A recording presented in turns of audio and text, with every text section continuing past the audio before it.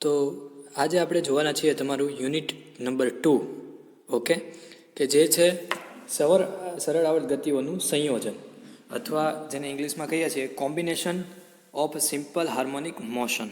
Okay, તો simple harmonic motion છે એની જરૂર શું છે અથવા કઈ જગ્યાએ છે, તો એ આ પેરેગ્રાફ છે એ સમજાવે છે કે ક્વોન્ટમ યંત્રશાસ્ત્ર છે, ઓકે, મતલબ ક્વોન્ટમ ફિઝિક્સ છે, એમાં નિરપેક્ષ શૂન્ય તાપમાન હોય ત્યારે પણ દ્રવ્ય કણો જે છે એ દોલન કરતા હોય. એટલે આવી રીતે એના પદાર્થની આસપાસ એ જે છે ડ્યુ ટુ ફોનોન એમાં વાઇબ્રેશન્સ થતા હોય, દોલનો કરતા હોય.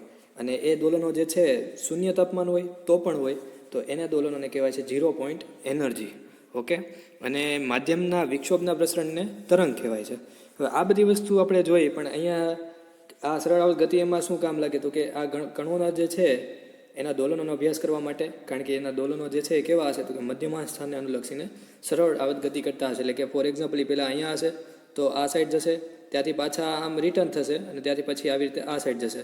એટલે એની ગતિ આવી રીતે સરળ આવર્ત ગતિ હશે. ઓકે, તો સરળ ગતિ જે છે એ ચોક્કસ સમયગાળા દરમિયાન થતી પુનરાવર્તન ગતિ, એટલે કે એની આવર્ત ગતિનો એક ખાસ કિસ્સો છે. તો જે આપણે તમે પ્રેક્ટિકલ કર્યા હશે કોઈ જગ્યાએ, તો એમાં પણ જોયા હશે. તમે જે દોલનો લ્યો છો, હિંચકો છે, તો એ બધી વસ્તુ શું છે, તો કે ચોક્કસ સમયગાળા દરમિયાન એમાં થતી પુનરાવર્તન ગતિ. એટલે કે ફોર એક્ઝામ્પલ હિંચકો જે છે અહીંયા આવી રીતે છે, અહીંયા પહેલાં આમ હશે, બરાબર, સીધો પહેલાં આવી રીતે જશે, તો ત્યાંથી પછી રિપીટ થશે. તો એ આ જ ગતિ જે છે આ જ રીતે રિપીટ થતું રહેશે. પછી જે એના અવરોધને લીધે ઊભું રહી જાય એ અલગ વસ્તુ છે, પણ એની ગતિ જે છે એક આવી રીતે હશે, પુનરાવર્તિત ગતિ હશે, એટલે કે આવર્ત ગતિ હશે. ઓકે, અને એમાં જે છે મોસ્ટલી હાર્મોનિક અને નોન હાર્મોનિક ગતિ હશે. તો આપણે આ યુનિટ જે છે એમાં ખાસ શું જોવાનું છે, તો કે 2 અથવા 2 કરતાં વધારે સરળ આવર્ત ગતિઓના સંયોજનનું સ્વરૂપ. Okay, combination of 2 simple harmonic motion. Okay, we already know example of this SHM simple harmonic motion, and now we want to add these 2 simple harmonic motions.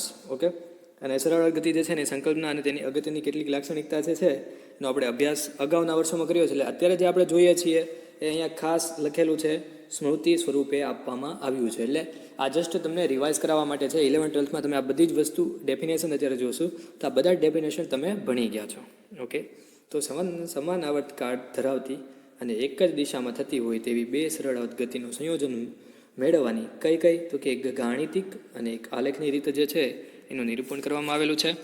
અને સમાન આવર્તકાળ ધરાવતી અને પરસ્પર લંબ. ઓકે, તો આપણે કયા જોયા, 2 એક્ઝામ્પલ જોયા. ઓકે, એક સિમ્પલ હાર્મોનિક મોશન જે છે but in one direction. Okay, એક જ ડાયરેક્શનમાં હશે, બંને એક જ ડાયરેક્શનમાં હશે. ઓકે, અને બીજી જે છે પરસ્પર લંબ ઓર પરપેન્ડિક્યુલર, બરાબર. તો આ બંનેનું આપણે સંયોજન કરવાનું છે. અને એના પછી આપણે જોશું આમાં જે ઓવરવ્યૂ છે, આઉટલાઇન જોઈ લઈએ કે શું શું જોશું. તો આ 2 કિસ્સા જોશું. પછી આપણે જોશું એ 2 સરળ ગતિનું સંયોજન મેળવવાની ગાણિતિક રીતનું નિરૂપણ જે છે એ પણ જોશું. અને લીસેજાઉસ આકૃતિ જે છે એ પહેલાં વ્યાખ્યા સમજશું, પછી એના ઉદાહરણ સમજશું, અને એ કઈ રીતે દોરવી એ સમજશું, અને એનો ઉપયોગ શું છે એ પણ સમજશું. ઓકે, અને છેલ્લે આપણે જોશું સંયુક્ત લોલક જે છે એનો અભ્યાસ કરશું અને એનો આવર્તકાળનું ફોર્મ્યુલા ગોતશું. ઓકે, તો સરળ ગતિ જે છે એની વ્યાખ્યા કંઈક નીચે આવી રીતે આપેલી છે કે નિયત બિંદુથી અંતરના સમપ્રમાણમાં અને સ્થાનાંતરની વિરુદ્ધ દિશામાં લાગતા બળની અસર હેઠળ. એટલે હું કીધું કે એક પોઈન્ટ છે એ ફિક્સ છે આવી રીતે. હવે અંતરના સમપ્રમાણમાં, એટલે ફોર એક્ઝામ્પલ મેં આટલું ડિસ્ટન્સ આપ્યું છે, આટલું. ઓકે, આટલું એનું અંતર છે, તો અંતર એનું સમપ્રમાણ થઈ ગયું. હવે અંતરના સમપ્રમાણમાં અને સ્થાનાંતરની વિરુદ્ધ દિશામાં. ઓકે, જે સ્થાનાંતર જે દિશા હશે, તો કે તમે જેમ સમજશો, ધારો કે આ હશે તો એની વિરુદ્ધ દિશામાં, એટલે લાગતા બળની અસર હેઠળ જો કોઈ પદાર્થ, જે કણ સુરેખ પથ પર, એટલે આ જે છે આને તમે સુરેખ પથ જ કહી શકો. ઓકે, તે સુરેખ પથ અથવા લિનિયર પાથ. ઓકે, એની ઉપર મધ્યમાન બિંદુની આસપાસ, એટલે કોઈ એક સેન્ટ્રલ પોઈન્ટ છે એની આસપાસ શું કરશે, તો કે આવર્ત ગતિ કરતો હોય, તો આવી ગતિને શું કહેવાય, સરળ આવર્ત ગતિ. ઓકે, સિમ્પલ તમે કોઈ એક, મેં તમને કીધું એમ, હિંચકાનું અથવા કોઈ બીજા લોલકનું એક્ઝામ્પલ લઈને પણ સમજી શકો છો, જે તમે કરી ગયા કે આવી રીતે એની આવર્ત ગતિ કેવી હશે, તો કે કોઈ એક પોઈન્ટ હશે જે મિડલ પોઈન્ટ હશે, જે ફિક્સ હશે, ત્યાંથી લઈને એ અંતરના સમપ્રમાણમાં હશે, અને મતલબ ડિસ્ટન્સ જે છે એના પ્રપોર્શનલ હશે, અને જે ડિસ્પ્લેસમેન્ટ છે એની ઓપોઝિટ ડાયરેક્શનમાં હશે. સરળ ગતિ જે છે એ સુરેખ કે કોણીય હોઈ શકે છે, જે આપણને ખ્યાલ છે. સુરેખ એટલે કે આપણે જે મધ્યમાન સ્થાનથી આપણે જોયા અંદર કણ જે છે સોલિડ સ્ટેટમાં, મતલબ કે પદાર્થ જે છે એની અંદર, દ્રઢ પદાર્થની અંદર કણ હશે. એ કણો અથવા અણુઓની વચ્ચેનું જે દોલનો છે આવી રીતે હશે, બરાબર. જે આપણે આગળ જોયા કે એની આસપાસ આજુબાજુ થતા હશે મધ્યમાન સ્થાનથી. અને હિંચકાનું છે, પછી લોલકનું છે, આ બધા કેવા થશે તો કે કંઈક આ રીતના હશે, બરાબર છે. તો તમે અહીંયાથી જ સમજી શકો છો કે it may be linear or it may be angular, તો સુરેખ કે કોણીય હોઈ શકે છે. જો કોઈ પદાર્થ ઉપર સતત અચળ બંધિત બળ લાગતું હોય તો પદાર્થ સુરેખ પથ પર ગતિ કરશે. ઓકે, કન્સ્ટ્રેન્ટ ફોર્સ હોય જો ત્યાં, તો એ સુરેખ પથ ઉપર ગતિ કરશે. અને તેના ઉપર ટોર્ક અથવા બળયુગ્મ લાગતું હોય તો તે કોઈ અક્ષને અનુલક્ષીને તે પરિભ્રમણ કરશે. એટલે તમે એમ સમજી શકો કે અચળ બંધિત બળ એનો મતલબ એમ કે ફોર એક્ઝામ્પલ તમે હિંચકો ખાવ છો તો તમારે શું કરવું પડશે, થોડીક વારે તમારે એને ધક્કો મારતો રહેવો પડશે. એટલે કે ત્યાં એક જગ્યાએ એક પોઈન્ટ એવો આવશે કે ત્યાંથી તમારે પાછું તમારે એને બળ આપવું પડશે, તો જ એનું ડોલનો જે છે એ કરે રાખશે. એટલે કે એની ઉપર ટોર્ક અથવા બળયુગ્મ પણ લાગતો હોય છે. ટોર્ક એ તમને ખ્યાલ છે, ટોર્ક ક્યારે લાગે, જ્યારે એન્ગ્યુલર હોય અથવા રેખીય કોણીય હોય ત્યારે. અને જ્યારે રેખીય હોય ત્યારે તમે એમ કહી શકો કે લિનિયર હોય ત્યારે એને આપણે બળ કહીએ છીએ. ઓકે, તો કોઈ અક્ષને અનુલક્ષીને તે પરિભ્રમણ કરશે. હવે આ બીજું એક એક્ઝામ્પલ આપેલું છે જે તમે આમ સમજો અથવા તમને ખ્યાલ જ છે, સ્પ્રિંગ જે છે, તો સ્પ્રિંગનું એક્ઝામ્પલ પણ એ કામમાં લાગી શકે છે. હવે આપણે અહીંયા જે અગત્યનું છે એ ખાસ રિવિઝન કરવાની જરૂર છે. આ સરળ આવર્ત ગતિનું ગાણિતિક નિરૂપણ તો કે કયાથી થઈ શકે છે, તો કે y is equal to a sine omega T plus 5. Okay, તો આ જે છે કોઈ પણ સરળ આવર્ત ગતિ હોય તમે એને આ રીતથી બતાવી શકશો. જે તમે વિકિપીડિયામાં જોશો તો પણ તમને એ સાઇનથી, એટલે આવી રીતે જે હમણાં આપણે પછીની જે આકૃતિઓ જોશું એમાં તમને અંદાજો આવશે કે કોઈ પણ ગતિ હોય તમે એને આવી રીતે સર્કલથી પણ સમજાવી શકશો અથવા કોઈ બીજી રીતથી પણ. મેથેમેટિકલી એ ફોર્મ્યુલા જે છે એ કંઈક આ રીતનો છે, એ સાઇન ઓમેગા ટી પ્લસ 5. અને બીજા એક રૂપમાં જો તમારે સમજવું હોય તો તમે એમ પણ કહી શકો છો કે it is combination of sine or cos. Okay, કે આવી કોઈ સાઇન જે છે તો એનું ફોર એક્ઝામ્પલ સાઇન જે છે એનું વિધેય આવી રીતનું છે તો એનું કંઈક એના ફોર્મમાં હશે. ઓકે, સાઇનના કા કોસના ફોર્મમાં હશે. તો અત્યારે આપણે એનું ખાસ કીધેલું છે કે y is equal to a sine omega T plus 5. So now we see what is a, what is omega and what is 5. Okay, તો એ જે છે એ તમારો એમ્પ્લિટ્યૂડ છે, કંપ વિસ્તાર.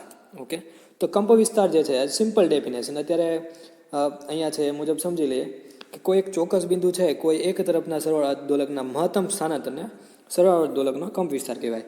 એટલે ફોર એક્ઝામ્પલ આ લોલક છે, હવે મેક્સિમમ હું કંઈ કહું કે અહીંયા સુધી જઈ શકશે તો આ એનો શું થઈ ગયો, કંપ વિસ્તાર. એનાથી વધારે ન લઈ જાય, બરાબર, પછી તૂટી જાય કે એની જેમ કે હિંચકો છે તો તમે એમ ખ્યાલ છે કે મેક્સિમમ એક પોઈન્ટ હશે, એક હાઇટ હશે, ત્યાં સુધી લઈ જશો, એનાથી વધારે તમે લઈ નહીં શકો. તે જે મેક્સિમમ હાઇટ છે, મેક્સિમમ સ્થાનાંતર છે, મેક્સિમમ ડિસ્પ્લેસમેન્ટ છે, એને કહેવાય છે કંપ વિસ્તાર અથવા એમ્પ્લિટ્યૂડ.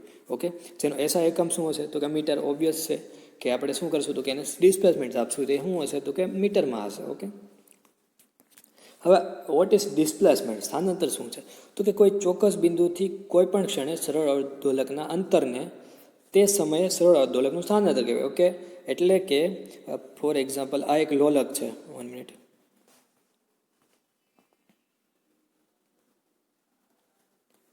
આ લોલક છે, બરાબર છે. હવે હું એમ કહું અત્યારે ટી બરાબર 2 સેકન્ડે અહીંયા છે, ટી બરાબર 1 સેકન્ડે અહીંયા છે, ટી બરાબર 3 સેકન્ડે અહીંયા છે, કોઈ પણ એક હું એમ કહું કે ભાઈ આ સમયે અહીંયા છે. ઓકે, તો એ જે સમયે આપણે એમ કીધું કે એનું આ સ્થાન છે તો એ સ્થાનને એનું સ્થાનાંતર કહેવાશે. ઓકે, ઓકે, તો આ એનું સ્થાનાંતર થઈ ગયું, ડિસ્પ્લેસમેન્ટ. હવે એ શું આવશે તો કે એટ એની ટાઈમ એનું ડિસ્પ્લેસમેન્ટ આપશે કે કોઈ પણ સમય હશે તો એ સમયનું ડિસ્પ્લેસમેન્ટ. તો એનો પણ એકમ શું હોવાનો છે, unit. Unit is metre. Then આવર્તકાળ. ઓકે, આઈએમપી ડેફિનેશન છે, તમને વાયવામાં પણ પૂછી શકે છે. તો આવર્તકાળ જે છે એક દોલન પૂર્ણ કરવા માટે લાગતા સમયને સરળ આવર્ત દોલકનો આવર્તકાળ કહેવાય છે. ઓકે, તો એક દોલન જે છે એને પૂર્ણ કરવા માટે લાગતો સમય, ઓકે, અથવા time to complete one period, okay, or complete one complete oscillation is called time period અથવા આવર્તકાળ. તો આપણે અહીંયા 1 મિનિટ જોઈ લઈએ.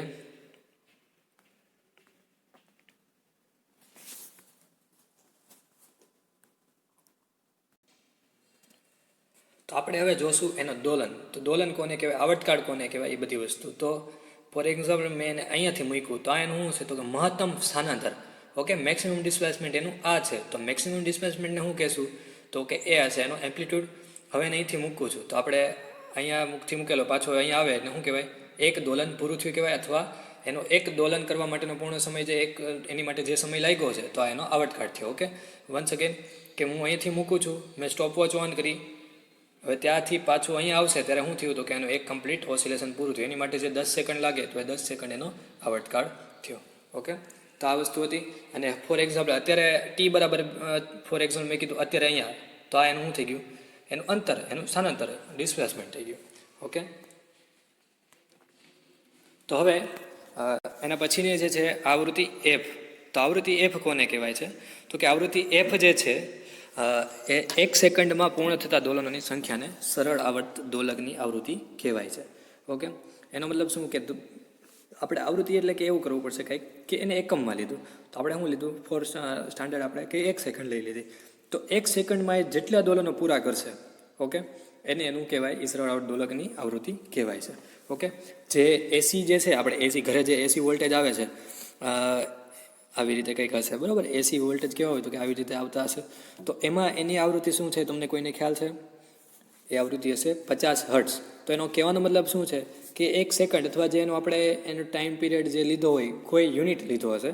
ઓકે, એટલે એકમ અથવા 1 સેકન્ડ અથવા 1 મિનિટ કેવી રીતે કોઈ જે લાગે એ રીતે, તો એ એટલા સમયમાં એટલે કે 1 સેકન્ડમાં જો એ 50 દોલનો પૂરા કરી નાખતો હોય, એટલે કે આવી રીતે અહીંયાથી 50 વખત ફોર એક્ઝામ્પલ અહીંયાથી સ્ટાર્ટ કર્યું હોય તો ત્યાંથી પાછું આમ એટલે અહીંયાથી સ્ટાર્ટ કરેલું છે 1 મિનિટ કે અહીંયાથી સ્ટાર્ટ કરું છું તો પાછું આવી રીતે અહીંયા આવે તો આનું એક દોલન પૂરું થયું કહેવાય.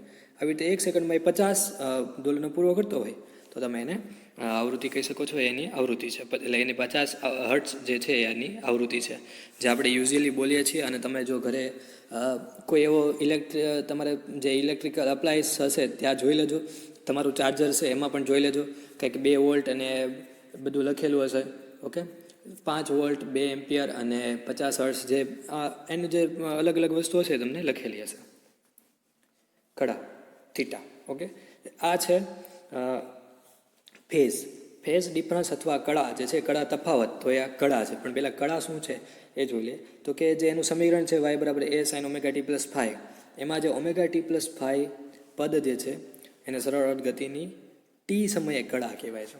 ઓકે, જસ્ટ મેથેમેટિકલ આપણે આપ્યું કે omega t plus phi is called phase or theta, જે સરળ દોલકની તે સમયે ગતિની અવસ્થા દર્શાવશે. Okay, it will be shown position of motion. Okay, કે જે એની ગતિ જે છે એની કઈ પોઝિશન થયો અથવા એની બધી વસ્તુ એને આપી દેશે. Okay, all information about motion. જેમ કે એકમનો ચંદ્ર, બીજનો ચંદ્ર, પૂનમનો ચંદ્ર વગેરે ચંદ્રની જુદી જુદી કળાઓ જે છે, કળા આપણે શબ્દ શું વાપરો, કળા. તો એનો અર્થાત કે ચંદ્રની જુદી જુદી અવસ્થા છે. એટલે આમ સરળ આવર્ત દોલકની કોઈ પણ સમયે તેના સ્થાન અને તેના ગતિની દિશા કળાના નામની ભૌતિક રાશિથી ઓળખાય છે. પ્રારંભિક કળા. તો પ્રારંભમાં t બરાબર 0 સમયે સરળ દોલકની કળાને પ્રારંભિક કળા અથવા કળા અચળાંક કહેવાય છે. ઓકે, ઇનિશિયલ ફેઝ અથવા એને તમે એમ કહી શકો કે આ t બરાબર 0 એટલે જ્યારે તમે શરૂ કરો ત્યારે જે એની કળા હોય એને એની કળા કહેવાય છે. વેગ, વેલોસિટી, તો આની પણ ડેફિનેશન તમને ખબર છે, પણ અત્યારે આપણે કહેવાની છે શેમાં તો કે સરળ દોલકના ફોર્મમાં. તો જે સરળ આવર્ત દોલક જે છે, ઓકે, પેન્ડ્યુલમ છે. સિમ્પલ હાર્મોનિક મોશન જે લેવા માટે હું જોશું તો કે એક પેન્ડ્યુલમ, આપણે મોસ્ટલી એક એક્ઝામ્પલ જ લેશું, એ હશે પેન્ડ્યુલમ. ઓકે, અને આ પેન્ડ્યુલમના એક્ઝામ્પલથી આપણે શું કરશું ટ્રાય, તો કે આપણે એ ટ્રાય કરશું કે try to visualise it. Okay, અને ઇમેજિન કરવાની ટ્રાય કરશું, તો એના ઉપરથી તમને બધી ડેફિનેશન ઇઝીલી આવડી જશે. તો સ્થાનાંતર જે છે એનું સમયની સાપેક્ષે વિકલન કરતાં મળતી ભૌતિક રાશિના સરળ દોલકનો વેગ કહેવાય છે. ઓકે, આ જવા દો. હવે એ શું કહે છે તો કે તમને નાના હતા ત્યારે આપણને 11-12માં નાના હતા ત્યારે તમને ખબર હતી હું તો કે વેગ કોને કહેવાય, v ઇઝ ઇક્વલ ટુ આપણે આ કંઈક આવું કહેતા dx/dt. ઓકે, તો એક શું છે એનું સ્થાનાંતર છે. તો સ્થાનાંતર આનું તમે વિકલન કરો તો તમને શું મળે, વેગ. તો અહીંયા ઈજવાન લાઈન કીધી છે કે કોઈ એક સમયે જે છે સ્થાનાંતરનું શું કરવાનું, વિકલન કરતાં એ ભૌતિક રાશિનો સરળ જે છે આપણને વેગ મળી જાય એટલે dx બાય dt, અને એને તમે કાઇન્ડ ઓફ એમ પણ કહી શકો અંતરના છેદમાં સમય એટલે વેગ. સરળ ગતિમાં એ દોલકનો વેગ શોધવાનું સૂત્ર જે છે v is equal to plus or minus omega under root a square minus y square છે. ઓકે, અને એનો એકમ જે સ્ટાન્ડર્ડ એકમ છે એ જ છે મીટર અપોન સેકન્ડ. તમે આવી રીતે પણ યાદ રાખી શકો છો કે ડિસ્પ્લેસમેન્ટ એટલે dx એનો એકમ હશે મીટર, અપોન ટાઈમ એટલે કે dt એનો એકમ હશે second. So that means metre upon second is unit of velocity.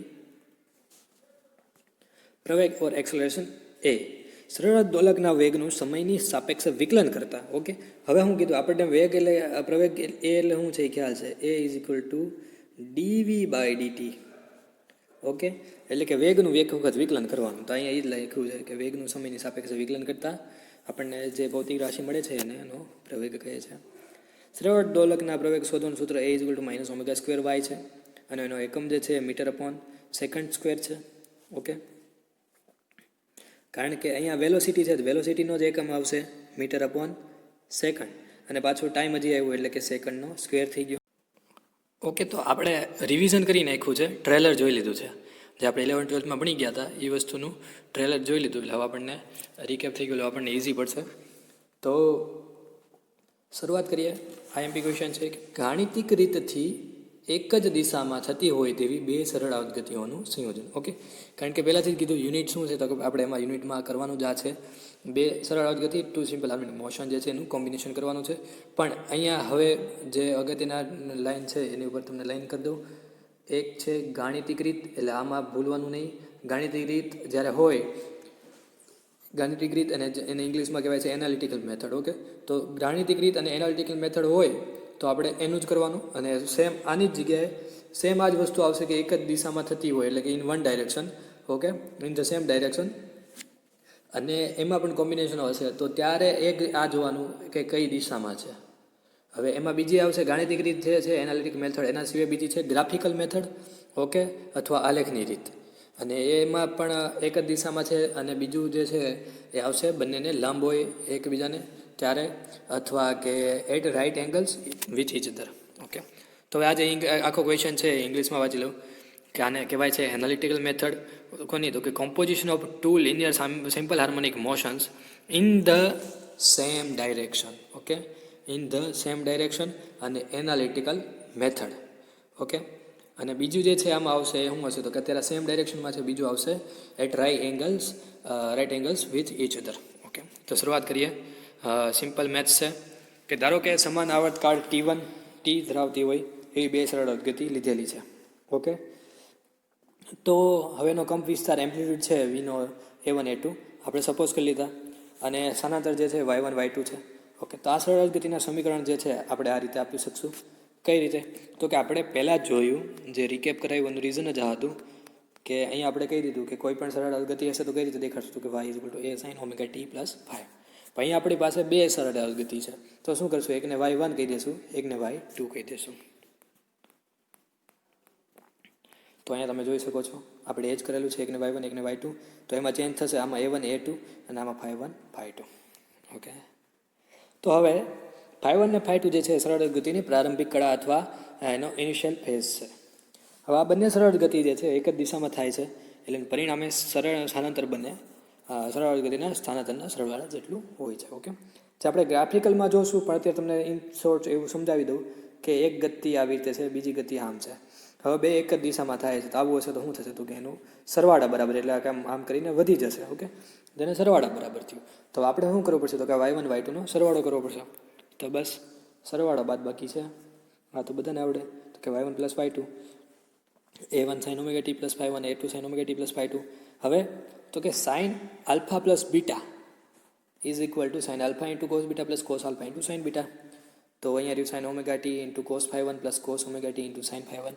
Okay, same અહીંયા પણ એ જ ફોર્મ્યુલા વાપરી કે sin alpha plus beta equal to sin alpha એટલે કે sin omega t plus cos beta એટલે કે cos phi plus cos alpha એટલે કે cos omega t plus sin beta એટલે કે sin phi2. બસ, તો હવે જે છે આપણે મેથ્સ સાથે રમત કરતી રહેવાની છે, અને એનું સાદુરૂપ આપતું રહેવાનું છે થોડી થોડી વારે.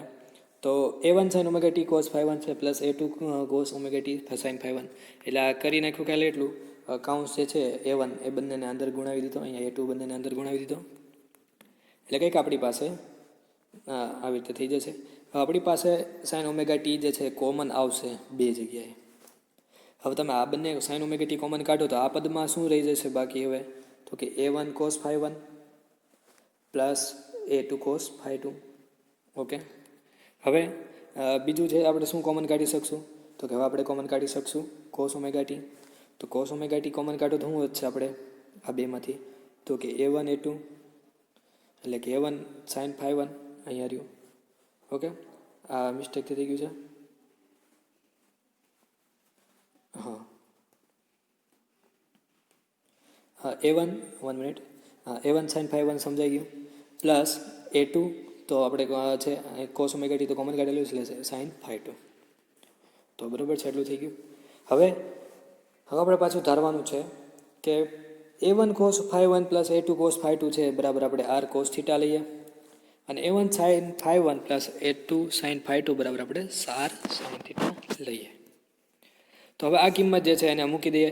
હવે એવું રીઝન એ છે આ કરવાનું કે આટલા બધા સ્ટેપ જે છે આપણે દર વખતે એને સાથે ન રાખવા, તો આપણે એને એક નાનું બીજું રૂપ આપી દીધું છે કે જેમાં A1 પ્લસ A2 એને આપણે આર કહી દીધો છે, અને cos phi one plus cos phi એને આપણે કંઈક આવી રીતે કોસ થીટા એટલે કે બંને થઈને આર કોસ થીટા કહી દીધેલો છે. તો એની કિંમત હવે આપણે અહીંયા મૂકશું સમીકરણ નંબર 4.3માં, એટલે કે અહીંયા તો સાઇન ઓમેગા ટી ઇન્ટુ શું થશે? તો કે r cos theta plus cos omega t into r sine theta. Okay, હવે પાછું સાદુરૂપ, પહેલાં તો કાઉન્સ છે તો કાઉન્સને છોડી નાખો, એટલે કે R sine omega T cos theta અને cos omega T sine theta. હવે શું થશે? તો કે sine alpha into cos beta plus cos alpha into sine beta, કંઈક આવું ફોર્મ્યુલા જે છે આપણે આગળ જોયું એ જ ફોર્મ્યુલા છે. તો આને હું કહી શકશો કે સાઇન આલ્ફા પ્લસ બીટા એટલે કે sign omega T plus theta. જે શું છે? તો કે સરળ આવત ગતિનું સમીકરણ છે. એટલે હવે આપણને ખબર પડી ગઈ કે આપણે જોયું તો આગળ ફોર્મ જે છે એ કયું જોયું તો y is equal to a sine omega T plus theta. તો હવે સેમ ઈ જ છે, પણ અહીંયા આર જે છે એ કંઈક નવો છે, એની જગ્યાએ છે. તો હવે આપણે અહીંયા આરને શું કહેશું? તો કે રિઝલ્ટન્ટ એમ્પ્લિટ્યૂડ. ઓકે, એટલે કે પરિણામી સરળ ગતિનો કંપ વિસ્તાર. અને થીટા જે છે પરિણામી સરળ ગતિની કળા છે કે જે નીચે મુજબના મૂલ્યો મેળવી શકાય છે. તો સમીકરણ 4.4 અને 4.5 જે છે એનો હવે વર્ગ કરીએ. એટલે આપણે હવે ફાઇન્ડ શું કરવાનું છે? આપણને ખબર પડી ગઈ કે આપણે ફાઇન્ડ કરવાનું છે આર એન્ડ થીટા. તો આપણે શું કરશું એની માટે? સ્ક્વેર 4.4 અને 4.5નો એટલે આનો સ્ક્વેર અને આનો સ્ક્વેર. તો આનો સ્ક્વેર શું થશે? કંઈક આવી રીતે A1 cos phi one plus A2 cos phi ટુનો સ્ક્વેર. હવે એનું શું થશે? તો કે A1 કોસ ફાઈ વનનો whole square plus 2 A1 A2 cos phi one into cos phi two. Okay, અને પ્લસ A2 કોસ ફાઈ ટુનો square is equal to R cos square theta, R square cos square theta. Okay, જોયું એનો સરવાળો. હવે અહીંયા પાછું સાદુરૂપ આપ્યું મેં જેમ રીતે કીધું એમ A square plus B square is equal to A square plus B A plus B whole square is equal to A square plus 2AB plus B square, એ જ મેથડથી. તો હવે જે આપણે કામ છે cos square theta plus sine square theta જે છે એમ આર સ્ક્વેર કોમન કાઢ્યું તો cos square theta plus sine square theta થાય, and cos square theta plus sine square theta is equal to 1. Same વસ્તુ તમે અહીંયા પણ કરી શકશો, A1 સ્ક્વેર અને A1 સ્ક્વેર. તો આ બંને કોમન કાઢો તો શું થાય? Cos square phi one plus sine square phi one, તો શું થયું? 1. આ cos square theta plus sine square theta is equal to 1 છે, આપણને ખ્યાલ છે ટ્રિગ્નોમેટ્રીથી જ તે, અને 8 9 10માં તમે ભણી ગયા છો. પછી અહીંયા 2A1 A2 કોમન કાઢ્યું એટલે કંઈક આવું થશે, અને A2 સ્ક્વેરમાં પણ 1 થઈ જશે. તો હવે આપણે સાદુરૂપ આપતા આપણી પાસે કંઈક આ રીતે બને છે A1 સ્ક્વેર ઓલું 1 થઈ ગયું. અહીંયા છે 2A1 A2 ઇન્ટુ, હવે અહીંયા જુઓ તમે આ તો cos phi one cos phi two into sine phi one sine phi two. તો આ શું છે? તો cos alpha cos beta plus sine alpha sine beta is equal to cos alpha minus beta. તો તમે જોયું અત્યાર સુધીમાં આપણે 2-3 વખત મેથ્સનો ઘણા એવા સૂત્રો છે કે જેનો આપણે ઉપયોગ કર્યો, જે 11th-12thમાં તમે યાદ હતું, એના પછી આપણે યુઝ નથી કર્યો. તો આ બધા સૂત્રો જે છે ખાસ તમારે યાદ રાખવાના થાય કે જેથી કરીને તમારે મેથેમેટિકલ સ્ટેપમાં કંઈ ભૂલ ન આવે. એટલે થઈ ગયું આવી રીતે. અને હવે R1 જે છે એને સૂત્રણ કરતાં બનાવેલો જ છે. તો હવે R1 સ્ક્વેર છે, આરને સૂત્રણ કરતાં બનાવતા એ થઈ જશે વર્ગમૂળમાં આખું પદ. એટલે તમને આર જે છે રિઝલ્ટન્ટ પરિણામી સરેરાશ ગતિનો કંપ વિસ્તાર જે છે એ મળી ગયો છે. હવે પરિણામી સરેરાશ ગતિ જે છે એની કળા મેળવવા માટેનું સમીકરણ છે 4.5 ને 4.5માં ગુણોત્તર લેતા. એટલે કંઈક આ રીતે થશે r sine theta upon r cos theta is equal to A1 sine theta plus A2 sine phi 1 upon A1 cos phi 1 plus A2 cos phi 2. Okay, તો આ જે છે આર સાઇન થીટા અપોન એટલે આ ગુણોત્તર જ લીધો છે આપણે. ફરીથી જોઈ લઈએ 4.5 4.5 અને 4.4 અહીંયા રહ્યો. બરાબર, તો આપણે આર ગોતવા માટે શું કર્યું, આ બંનેનો વર્ક કર્યો. કારણ કે આપણને સીધી રીતે જો આ હાયરાંકી છે, આ વસ્તુ મેં આમ થોડું કોમન સેન્સથી પણ વિચારવાનો ટ્રાય કરશો ને તોય તમને મજા આવશે કે આપણે શું કામ આનો વર્ક કર્યો. કારણ કે r square cos square theta plus r square sine square theta થઈને 1 થઈ જશે. અહીંયા ઘણા પદ 1 થઈ જશે એટલે આપણને ઘણો ફાયદો થશે. હવે આપણે ગોતવાનું શું, તો કે થીટા ગોતવો છે. તો થીટા ગોતવા માટે શું કરવું પડે, તો કે આમાં કોસ થીટા છેદમાં સાઇન થીટા કે એવું કરી નાખ્યા કંઈક. બરાબર, તો એ ટેન થીટા કે એવું કંઈક બની જશે જે આપણને ઇઝી પડશે. તો અહીંયા એ જ વસ્તુ કરેલી છે આપણે આ બંનેનો ભાગા કરી લઈએ. R sine theta upon r cos theta. હવે અહીંયા આર કેન્સલ થઈ જશે એટલે સાઇન થીટા પણ cos theta is equal to આવી રીતે કંઈક થઈ ગયું. હવે આ બધને એમને રાખવાનું, કંઈ કરવાનું નથી. આ થઈ ગયું ટેન થીટા, તો theta is equal two tan inverse of આ સિમ્પલ ખાલી ગુણોત્તર જ છે, એમાં કાંઈ કર્યું નથી. એટલે થીટા થઈ ગયું આપણું tan inverse A1 sine phi 1 plus A2 sine phi 2 A1 cos phi 1 plus A2 cos phi 2. Okay, તો જે પરિણામી સરેરાશ ગતિની પરિણામી કળા છે. ઓકે, તો આપણને રિઝલ્ટન્ટ બે વસ્તુ મળી. એક રિઝલ્ટન્ટ મળ્યો એમ્પ્લિટ્યૂડ અને એક રિઝલ્ટન્ટ મળ્યો ફેઝ. ઓકે, કે કળા. હવે આમાં પણ અલગ અલગ ટાઈપના કિસ્સાઓ હોઈ શકે છે. પહેલો કિસ્સો કે જો સિમ્પલ હાર્મોનિક મોશન છે એનો પ્રારંભિક કળા તફાવત હોય અથવા કે ઇનિશિયલ ફેઝ ડિફરન્સ 0 હોય, phi 1 minus phi 2 is equal to 0, અથવા કે એને 2πના પૂર્ણ ગુણાંકમાં કહી શકો તો કે phi 1 minus phi 2 is equal to 2πn કે જ્યાં n ઇઝ ઇક્વલ ટુ 0 1 2 3. હવે cos phi 1 minus phi 2 is equal થશે કોસ 2πn બરાબર 1. હવે અહીંયા કોસ ક્યાંથી આવ્યું, તો કે આપણે વાત કરવાની છે અહીંયા આરની, જ્યાં કોસ ફાઈ 1 માઇનસ ફાઈ 2 છે. તો એ આરમાં હવે કોસ ફાઈ 1 માઇનસ ફાઈ 2ની જગ્યાએ આપણે મૂકી દીધું 2πn કે કોસ 2πn કોઈ પણ હોય એ એક જ આવવાનું છે. એટલે કોસ 0 પણ 1 થાય છે, આપણને ખ્યાલ છે. કોસ 2π પણ 1 થશે, કોસ 4π પણ 1 થશે. એટલે બધી વેલ્યુ જે છે અહીંયા તો મૂકેલ ઇન શોર્ટ આવી થશે કે A1 square plus A2 square into 2A1 A2 અને કોસ ફાઈ 1 માઇનસ ફાઈ 2ની જગ્યાએ કિંમત મૂકી દીધી 1. તો આપણું કંઈક આવી રીતે થઈ ગયું. હવે અહીંયા તમે જુઓ તો આ શું છે, A1 square plus A2 square અને 2AB એટલે કે 2A1 A2. તો આ શું થઈ ગયું, A સ્ક્વેર એટલે કે અહીંયા A1 છે પ્લસ A2 એનો હોલ સ્ક્વેર કહી શકો તમે આને. તો એ હોલ સ્ક્વેરને ઉપર વર્ગમૂળ છે તો કેન્સલ થઈ જશે. તો અહીંયા તમે જોઈ શકો છો એમ કેન્સલ થઈ જાય. એટલે આર બરાબર થઈ ગયું A1 પ્લસ A2. એટલે કહેવાનો મતલબ શું થયો, તો કે જ્યારે સરળ ગતિ જે છે એટલે કે સિમ્પલ હાર્મોનિક મોશન છે એનો પ્રારંભિક કળા અથવા ઇનિશિયલ ફેઝ ડિફરન્સ છે એ 0 હોય તો શું થાય, તો કે પરિણામી સરળાવત ગતિનો કંપ વિસ્તાર એ ઘટક સરળાવત ગતિના કંપ વિસ્તારના સરવાળા બરાબર હોય છે. ઓકે, એટલે કે એનો જે કંપ વિસ્તાર એનો એમ્પ્લિટ્યૂડ છે એનો સિમ્પલ સરવાળો કરવાનો. અહીંયા અમે એમ કીધું આ A1 છે, હવે બીજો મેં એનો સરવાળો કીધો, બીજી સિમ્પલ હાર્મોનિક મોશન કંઈક આ રીતની છે, આ એનો A2 છે. તો શું કરવાનું, સિમ્પલ સરવાળો કરવાનો A1 પ્લસ A2, અથવા અહીંયા જેમ આપણે આવી રીતે કરીએ છીએ આમ પણ કહી શકો અને આવી રીતે પણ A1 પ્લસ A2 આ બંનેનો સરવાળો કરી શકો છો. કિસ્સો બીજો, જેમાં આપણે કીધું કે પાઈના એકી સંખ્યાના પૂર્ણ ગુણાંકમાં હોય અથવા અર્થાત કે 2n પ્લસ 1 પાઈ હોય. તો અહીંયા રહ્યું તો 2n પ્લસ 1માં પહેલાં 0 મૂકો તો શું થશે, પાઈ. હવે કોસ પાઈ શું છે, તો કે -1. તો એકની કિંમત આપણને યાદ રહે ખબર જ છે. તો બીજાની પણ જે છે આ તમને આ જે છે તમને કહું કે કોસ 1 મૂકો એટલે થશે 2 પ્લસ 1 એટલે કોસ 3 પાઈ. તો આ જે છે કોસ એકી હોય ને ત્યાં -1 હશે. ઓકે, જ્યાં એકી સંખ્યા આવશે ઓડ નંબર્સ આવશે ત્યાં -1 હશે. એટલે કોસ પાઈ -1. હવે એ કિંમત અહીંયા મૂકતા કંઈક આવી રીતે થશે. એટલે A1 માઇનસ આની કિંમત અહીં મૂકો તો -2 A1 A2નો સ્ક્વેર થઈ ગયો. તો હવે આપણને ફરીથી એ જ વસ્તુ કે આને હું કહી શકું તો કે A1 માઇનસ A2નો હોલ સ્ક્વેર પાછો વર્ગને જે છે આ આવી રીતે કહી શકો R is A1 minus A2. Okay, તો આના ઉપરથી તમે શું કહી શકશો કે સરળ ગતિ જે છે એનો પ્રારંભિક કળા તફાવત ઇનિશિયલ ફેઝ ડિફરન્સ જ્યારે પાઈ હોય ત્યારે પરિણામી સરળ ગતિનો કંપ વિસ્તાર એ ઘટક સરળ ગતિના કંપ વિસ્તારના તફાવત જેટલો હશે. ઓકે, એટલે આની જે તફાવત હશે, પહેલો ફેઝ કીધો મેં, બીજો ફેઝ કંઈક આ રીતે કીધો તો આ A1 છે, આ A2 છે. હવે અહીંયા હું એમ કહું કે આનો કડા તફાવત છે, મને ખબર છે, અહીંયા આવી રીતે મેં કડા તફાવત આપી દીધો કે આ પૂર્ણ સંખ્યાના ગુણાંકમાં પાઈના ગુણાંકમાં છે, તો હું કરવાનું ડાયરેક્ટ એનો તફાવત લઈ લો A1 - A2, તો એ તમને ડાયરેક્ટ એનો કંપ વિસ્તાર આપી દેશે, રિઝલ્ટન્ટ એમ્પ્લિટ્યૂડ અથવા પરિણામી કંપ વિસ્તાર. ઓકે, તો એના ઉપરથી બીજા અહીંયા એક્ઝામ્પલ હશે જે તમે જોઈ લેશો તો એકદમ ઇઝીલી આવડી જશે. અને આ જ એક્ઝામ્પલ તમે 11th-12thમાં પણ ભણ્યા હતા. અત્યારે એક એક્ઝામ્પલ જોઈ લઈએ. સરળ ગતિ પદાર્થની ગતિનું સમીકરણ આવી રીતે કંઈક આપ્યું છે, તો આમાં એ શું થઈ ગયો આપણો 0.01, કારણ કે એ cos omega T plus phi સાથે સરખાવવાનું, તો ઓમેગા શું થઈ ગયો પાઈ. ઓકે, પ્લસ ફાઈ એટલે ફાઈ બરાબર થઈ ગયું પાઈ/4. બરાબર, સરખાવી દીધું. હવે હું કહીશ આવર્તકાળની ગણતરી કરો, એટલે કે આપણે કેપિટલ ટી ફાઇન્ડ કરવો છે.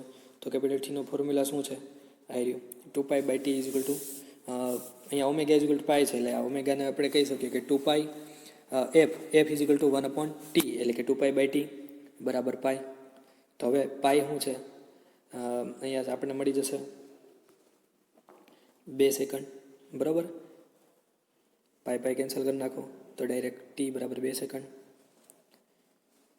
કંપ વિસ્તાર એ બરાબર 0.01, તેમ જ કંઈ કરવાની જરૂર નથી, આપણે અહીંયા ડાયરેક્ટ સરખાવી દીધું આના સ્ટાન્ડર્ડ ઇક્વેશન સાથે. એટલે પછી ટી બરાબર 0 માટે વાય બરાબર, એટલે અહીંયા ખાલી ટી બરાબર 0, એટલે અહીંયા ઓમેગા ટી જે છે આપણો અહીંયા, તે ત્યાં ટી મૂકી, ટીની કિંમત મૂકી દેવાની 0. તો આ થઈ ગયું કાંઈક આવી રીતે વાય 0.01 ઇન્ટુ કોસ, અહીંયા 0 પ્લસ પાઈ/4, એટલે કોસ પાઈ/4 એટલે 1/√2, એટલે આપણને મળ્યો વાય કંઈક 0.0071 માટે. એવી રીતે જો 2.75 સેકન્ડ માટે કીધું હોય તો શું કરવાનું, તો ત્યાં એની વેલ્યુ હવે અહીંયા મૂકવાની 2.75. તો એવી જ રીતે એમાં આપણને મળશે -0.01 મીટર. Okay, thank you.